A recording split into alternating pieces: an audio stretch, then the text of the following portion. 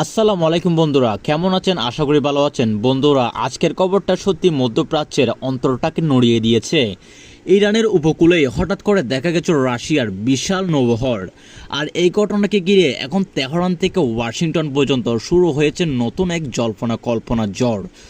পারস্য উপসাগরের নীলছে ঢেউয়ের উপর বেশ উঠছে রাশিয়ার 3টি যুদ্ধজাহাজ, 2টি সাবমেরিন এবং একটি স্যাটেলাইট নিয়ন্ত্রিত ড্রোন ক্যারিয়ার। দৃশ্যটা যেন সরাসরি কোনো সামরিক মহড়ার চেয়ে বেশি কিছু। বন্ধুরা, আপনারা তো জানেন ইরান সব সময় তার আঞ্চলিক প্রভাব বাড়াতে চেয়েছে, আর রাশিয়া বরাবরই পশ্চিমের নিষেধাজ্ঞা পাল্টা শক্তি তৈরি করতে চায়।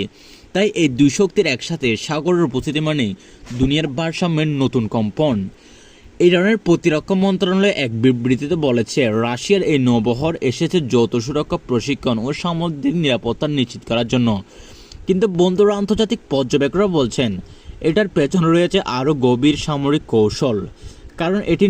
কারণ এই নৌবহরগুলোর মধ্যে একটি হলো রাশিয়ার সবচেয়ে আধুনিক ফ্রিগেট অ্যাডমিরাল গ্রোসকোপ শ্রেণীর, যেটি জিরকন হাইপারসনিক ক্ষেপণাস্ত্র বহন করতে সক্ষম। এমন অস্ত্র যার গতি শব্দের থেকে 9 গুণ বেশি। ইরানের সাগরে এমন এক জাহাজের উপস্থিতি মানে এক নীরব বার্তা। পশ্চিমাদের দিকে রাশিয়া ও ইরান একসাথে তাকিয়ে আছে। বন্ধুরা, আপনারা তো জানেন হরমুজ প্রণালী দিয়ে প্রতিদিন বিশ্বের 1/3 তেল সরবরাহ হয়। আর সেই জায়গার কাছে যদি রাশিয়ান নৌবহর অবস্থান নেয়, তাহলে সেটি কেবল মহড়া নয়, বরং এক প্রকার কৌশলগত ঘেরাও। ইরানের একটি সামরিক সূত্র জানিয়েছে এই নৌবহরগুলো ইরানের বন্দর আব্বাস ঘাঁটিতে 3 দিন অবস্থান করবে এবং ইরানি নৌবাহিনীর সঙ্গে যৌথভাবে সাগরের প্রতিরক্ষা নামে একটি সিমুলেশন চালাবে। কিন্তু বন্ধুরা, পশ্চিম গণমাধ্যম থেকে বলছে চোখের ধুলো, তারা বিশ্বাস করছে এই আড়ালে চলছে অস্ত্র, প্রযুক্তি ও তথ্য বিনিময়ের গোপন পরিকল্পনা। রাশিয়ার প্রতিরক্ষা মন্ত্রণালয় মুখ খুলেছে, তাদের মতে এই সফর আঞ্চলিক স্থিতিশীলতা বজায় রাখা ও মিত্র সম্পর্কে দৃঢ় করার একটি অংশ। কিন্তু বন্ধুরা, সবাই জানে রাশিয়া এখন ইউক্রেন যুদ্ধে জড়িত। তাই তারা যদি একদিকে ইউরোপের যুদ্ধে চালায়, অন্যদিকে ইরানের পাশে নৌবহর পাঠায়, তার মানে তারা এক নতুন ফ্রন্ট খুলছে মধ্যপ্রাচ্যে। এদিকে আমেরিকা, ব্রিটেন নৌগোয়েন্দারা এখন 24 ঘন্টায় এই গতিবিধি নজরদারি করছে, কারণ তারা আশঙ্কা করছে রাশিয়ান জাহাজগুলো হয়তো ইরানকে কিছু উন্নত রাডার সাবমেরিন প্রযুক্তি হস্তান্তর করতে এসেছে। বন্ধুরা, তো কয়েক মাস আগে ইরান ও রাশিয়া থেকে চুক্তি স্বাক্ষর করেছিল, যেখানে বলা হয়েছিল তারা যৌথভাবে বহুজাতিক নৌপথ নিরাপত্তা বাহিনী গঠন করবে। তখন অনেকে ভেবেছিল এটা শুধু প্রতীকী সহযোগিতা নয়, কিন্তু এখন সেই সহযোগিতা বাস্তব সমুদ্র জলে নেমে এসেছে। হরমুজ প্রণালীর পানিতে রাশিয়ার পতাকা আর ইরানের পতাকা পাশাপাশি উঠছে। ছবিটা এখন ভাইরাল সারা দুনিয়ায়। এদিকে ইসরায়েল প্রতিরক্ষা দপ্তর নাকি জরুরি বৈঠক করেছে। তাদের এক সিনিয়র কর্মকর্তা বলেছেন, ইরানের পাশে রাশিয়ার যুদ্ধজাহাজ দেখা মানে পুরো মধ্যপ্রাচ্যের নিরাপত্তা ভারসাম্য হুমকির মুখে পড়া। বন্ধুরা, আপনারা তো জানেন ইরান এখন শুধু আঞ্চলিক নয়, বৈশ্বিক রাজনীতির কেন্দ্রবিন্দুতে পরিণত হচ্ছে। ইরানের জনগণের মধ্যে ঘটনাকে ঘিরে গর্বে বেড়ে উঠছে। তেহরানের রাস্তায় পোস্টার ঝুলছে, রাশিয়া আমাদের বন্ধু, সাগর আমাদের শক্তি। ইরানি তরুণরা এখন সোশ্যাল মিডিয়ায় লিখছে, আমরা একা নই, আর আমাদের পেছনে আছে রাশিয়া। বন্ধুরা, এসব মানসিক শক্তিটা হয়তো ইরানকে দিন দিন আরও সাহসী করে তুলছে।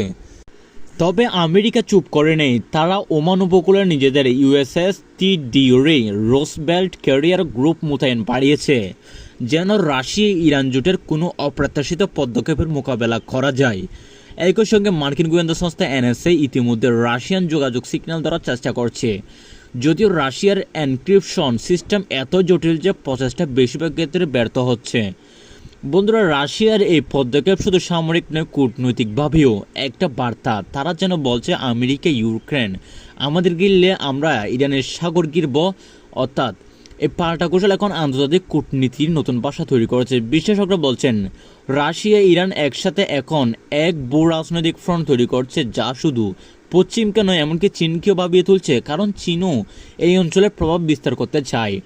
ইরান পররাষ্ট্র মন্ত্রণালয়ের মুখপাত্র আজ সকাল বলেছেন, আমরা কারোর বিরুদ্ধে নই, কিন্তু আমাদের সাগর সুরক্ষিত রাখতে আমরা যে কোনো বন্ধুর সহযোগিতা নেব। এই বক্তব্য একটা আত্মবিশ্বাস চাপ দিয়েছে, এমন আত্মবিশ্বাস যা নিষেধাজ্ঞা ও হুমকির মাঝের মধ্যে জন্ম নেয় এবং মিথ্যতার শক্তি থেকেই আসে।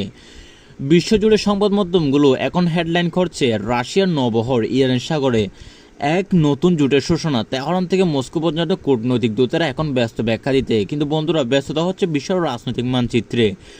নতুন এক রেখা টানা হয়েছে যেখানে পশ্চিমের বিপরীতে দাঁড়িয়ে আছে ইরান, রাশিয়ার সম্ভাব্য কিছু এশীয় দেশ। বিশ্লেষকরা বলছেন এই নৌবহর উপস্থিত যদি স্থায়ী হয় তাহলে পারস্য উপসাগর আর কোনো আগের মতো শান্ত থাকবে না, কারণ রাশিয়ার জাহাজ মানে প্রযুক্তি, নজরদারি ও গোপন সংযোগ, আর ইরানের তীরে এগুলো উপস্থিত মানে তারা এখন পুরো অঞ্চলে স্যাটেলাইট ডেটা পর্যন্ত নজর রাখতে পারবে। বন্ধুরা ভাবুন কেমন এক নীরব যুদ্ধ শুরু হয়েছে যেখানে গুলি নেই, প্রতিটি মুহূর্তে তরঙ্গে ছুটে বেড়াচ্ছে বাতাস। বন্ধুরা বিশ্ব জুড়ে হেডলাইনগুলোতে একটাই দাবি, রাশিয়ার নৌবহর ইরানের সাগরে এক নতুন জোটের সূচনা। তেহরান থেকে মস্কো পর্যন্ত কূটনৈতিক দূতেরা এখন ব্যস্ত ব্যাখ্যা দিতে, কিন্তু বন্ধুরা বাস্তবতা হচ্ছে বিশ্ব রাজনীতির মানচিত্রের নতুন এক রেখা টানা হয়েছে যেখানে পশ্চিমের বিপরীতে দাঁড়িয়ে যাচ্ছে ইরান, রাশিয়া সম্ভবত কিছু এশীয় দেশ। বিশেষজ্ঞরা বলছেন এই নৌবহর উপস্থিতি যদি স্থায়ী হয় তাহলে পারস্য উপসাগর আর কখনো আগের মতো শান্ত থাকবে না, কারণ রাশিয়ার জাহাজ মানে প্রযুক্তি, নজরদারি, গোপন সংযোগ, আর ইরানের তৈরি এগুলোর উপস্থিতি মানে তারা এখন পুরো অঞ্চলকে স্যাটেলাইট ডেটা পর্যন্ত নজর রাখতে পারে। বন্ধুবাবু এমন এক নীরব যুদ্ধ শুরু হয়েছে যেখানে গুলি নেই, কিন্তু পরিতে তরঙ্গে বার্তা ছুটে বেড়াচ্ছে। ইরানের এক নৌ কমান্ডার আজ বলেছেন, আমরা আমাদের সমুদ্রকে কারো হুমকিতে ছেড়ে দেব না, আজ থেকে আমাদের পাশে আসে রাশিয়া। এই কথাটি এখন যেন ইরানের এক নতুন মন্ত্রে পরিণত হয়েছে। রাশিয়ার জাহাজগুলো এখন তেহরানের বন্দরে ঢুকলে তখন হাজারো মানুষ হাত নাড়িয়ে তাদের স্বাগত জানায়। দৃশ্যটা ছিল যেন বন্ধুত্বের, কিন্তু একই সঙ্গে বার্তা, আমরা প্রস্তুত। বন্ধুরা এই সাগর যুদ্ধ এখন শুধু শুরু হয়নি, কিন্তু তারা ঢেউ ইতিমধ্যে পৌঁছে গেছে ইউরোপ, আমেরিকা, এমনকি দক্ষিণ এশিয়ার উপকূল পর্যন্ত। ইতিহাস হয়তো কয়েক বছর পরে বলবে ইরানের সাগরে রাশিয়ার সে হঠাৎ আগমন ছিল নতুন শক্তির জোটের প্রথম দৃশ্য। আর তখন সবাই মনে করবে আজকের এই দিনের কথা যখন ইরানের সাগরে হঠাৎ কে বলছিল রাশিয়ার পতাকা। এই গর্জন্ম ইঞ্জিনের শব্দ।